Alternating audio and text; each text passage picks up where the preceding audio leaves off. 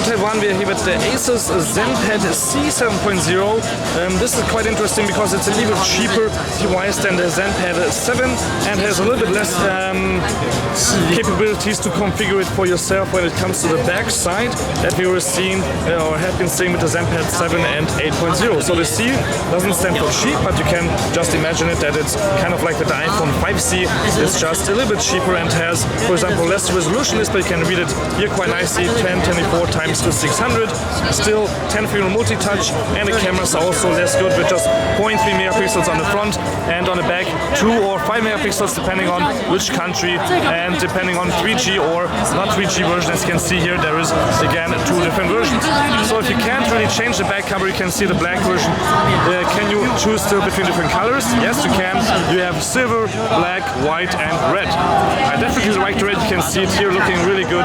Also here on the back with the structure, and on front of course all black like all the other Zen phones too, or ZenPads. The white one also black in the front.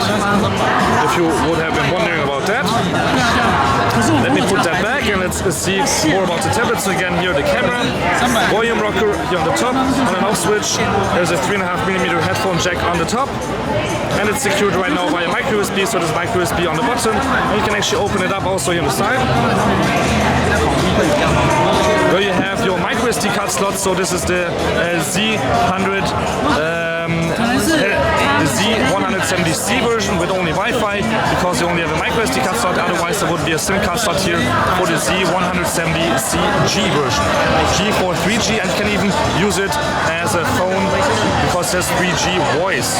For Asia maybe that's interesting. Otherwise the speaker is also a bit higher than on the regular ZenPhone 7. As you can see here, it's a little bit lower there. That's where you can see the main difference, and you can of course here remove the complete back cover and just change that.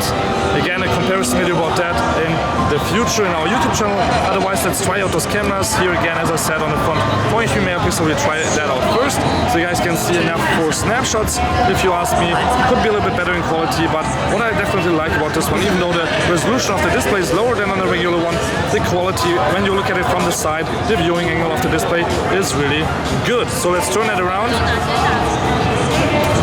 And then you will see that the camera on the back, again, really good.